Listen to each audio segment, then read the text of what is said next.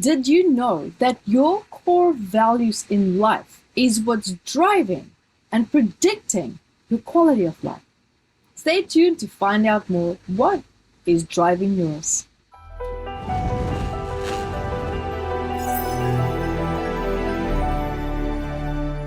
Hi everyone, my name is Yvette Rose, founder of Metaphysical Anatomy Technique, which is a powerful healing tool and technique where we shift challenges in your life gracefully, effortlessly, with also permanent results. And you can find out so much more at YvetteRose.com for all also our free healing events, webinars, as well as online events.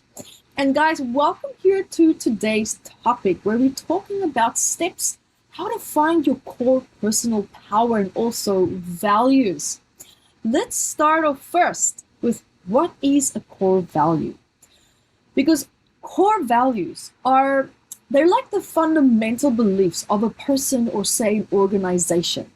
And it's almost like these guiding principles basically that dictate behavior that can also now help people to understand the difference between right and wrong.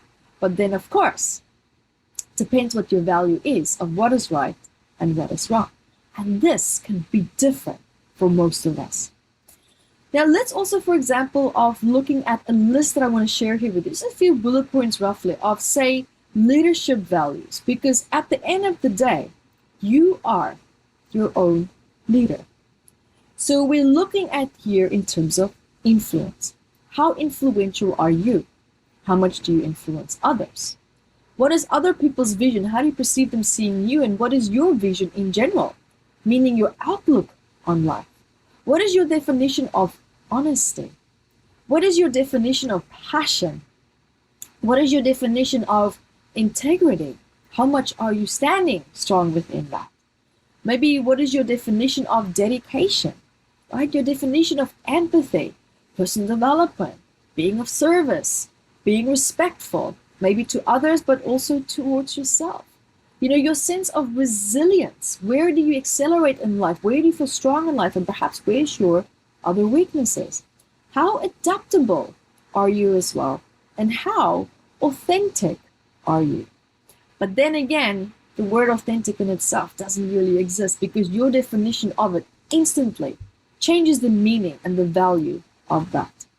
Of course, not necessarily in general, but it can change the meaning for the other person if you had to have a conversation with someone.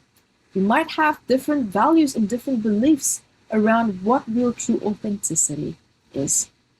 Now, when we look, for example, at values and how these values come to existence, values at the end of the day are like a stable, long-lasting belief about what is important to you. And they basically become standards by which people now live their lives and also make fundamental decisions, also just basic day-to-day passing decisions. And of course, a belief now here in this case will also develop into a value when a person's, for example, when their commitment, for example, now to grow, and they see that as being important. Then a value can, for example, now guide a person's behavior, their decisions, and then, of course, also their actions. And these type of values and beliefs, they also bring a sense of purpose. They bring a sense of self-worth because they remind you of what is important to you and what you want more of in your life. Because, of course, you will express and try to consciously and subconsciously align yourself more and more with people and circumstances that are in alignment with your values. And when you know what is important to you, you can live then in alignment with those values. And this then, of course, leads to greater fulfillment. And of course, also clarity and self-awareness, which is the greatest gift that you can give yourself.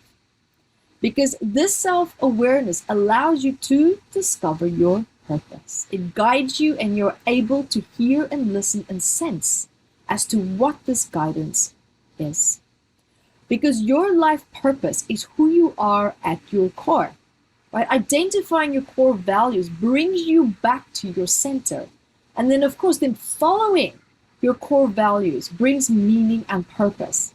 And then they almost like uphold your sense of personal responsibility, giving you a sense of self-worth. And we also know that core values are developed, right? They're developed through life experiences, through family patterns, social conditioning, and then of course, consuming content, social media, Instagram, and then events that you find yourself in, and the opinions of other people as well. Because also at the end of the day, our beliefs affirm our core values, and often those unquestioned convictions that we now, for example, accept as truth based on our own current cognition, right? Our own programming. Aligning and living our core values is where now humanity places our feet on the ground, running at full speed ahead. And our values are carried also now both consciously and also subconsciously. And it's embedded into every single priority and decision that you engage in and participate in. And to also now, with the intention to represent ourselves better and to align our core values and to also then maximize our strengths and our motivation. Because here is also now a process for keeping your core values aligned, being more intentional, being more conscious, being more emotionally aware, whether it's in your own relationship with yourself, relationships with others, and to make your life more meaningful. Because when we look at unhealthy core values, for example, we normally have three. And well, at least for me, what I would feel as three really, unhealthy values would be helplessness, feeling unlovable, and feeling completely worthless. Now, the helplessness, for example, Carrie can now say include, several beliefs. And these beliefs are associated with personal incompetency, feeling vulnerable, feeling inferior. And then, of course, now the unlovable, that category's main theme now, for example, would be, say, the fear, the belief or the fear that you are incapable of, getting the love that you want or need, or maybe attention, or maybe acknowledgement. And this often is a mirror of your childhood trauma. And now, of course, the more awareness that you have of your core beliefs, the more confident you will feel in yourself.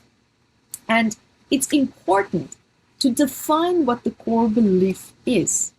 Explore how the belief fits into every aspect of your life. Because belief results in a particular behavior. Right? So if you believe that people don't care what you think, you may not then contribute when you're asked about a project at work. Right? So by changing your behavior, right, by contributing now to a discussion, consciously contributing, you may start to slowly over time change that belief by discovering that people actually really do care about what you have to say and what you think because of how they respond, because of that feedback. And of course, now here, when we look at behavioral experiments that are now also being used, say, in pain management, right, in pain management programs, where you would use now, say, greater type of exposure in someone with, say, fear of maybe avoidance, right, to show them that their belief that movement will make them worse may not actually be true. So here are actually some really cool examples and points that you can look at or explore within yourself and see where and how do you fit on this scale of where's your core values? How much in alignment are you with it? Or are you actually trying to move away from it? Because what's actually also really interesting, what I've come to learn when I work with my students and when I work with my clients, is that when you look at your life, and I can tell you that right now, that there's a very high chance that the area in your life where you feel the most challenged, that is your highest core value or one of your high core values in life. Why would I say that? Here's why. In most cases, something becomes so important for us, and maybe because there's a wound behind it, maybe it was abused, disrespected, rejected, or completely and utterly disregarded, which of course then feels like it is a reflection of us. It's a reflection of who we are, meaning we are not good enough. We are rejected. Because your value is an expression of you, your identity, and your personality. And that feels like an attack to the sense of self. And normally what we do is when we feel attacked, we either retreat and we try to become the peacekeeper and we hide, but then we also have the other extreme to the other spectrum, we fight. So where we feel the most challenged could be that we feel that something that's really truly important to us is constantly being challenged and we don't know what to do about that. Or it could be that we're stuck in that place of anger of always having to fight for our values. And when we look at this part or aspect where there could be this part of you, maybe that's fighting for something, that's fighting for that value in your life because there is something really truly important and valuable to that for you. Normally what happens is that there's that part of you that now splits. And you split into two. And what happens is when you split into two parts, is when you move into a place and stage and transition in your life, where you start to move away from family values, when you start to move away from values that you maybe have been taught by mentors or teachers, values that supported you in your growth. But often now, in most cases, we all grow to a certain point where we outgrow these values, where these values that used to help us can actually now hold you back.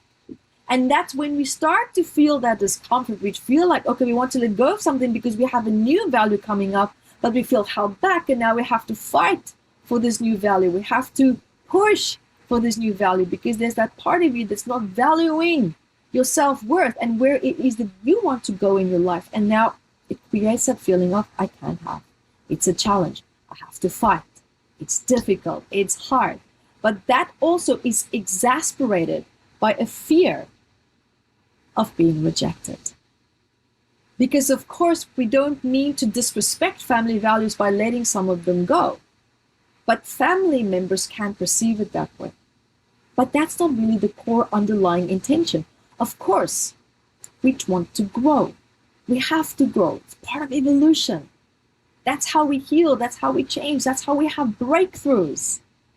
And it's finding that common middle ground of realizing that you can still respect and honor your family values and also honor and love yourself enough to incorporate more of your own values into your life. And to know that you don't have to fight for that you can step into it within your life, within your sense of self and your identity with ease and with grace. So guys, also remember to stay tuned, keep asking me all these really great questions. I love to answer them. Remember to subscribe, hit the notification bar, and check out YvetteRose.com for all our beautiful, positive, transformational healing events. And until next time, be the light that you are. Thank you for watching this video, and I'm sure that you learned a lot. So guys, subscribe to my channel here and also hit the notifications bar and so that you can get notified every time when I upload a new video. So guys, also remember to share the video and also look out for courses that I have below in the description bar. And until next time, be the light that you are.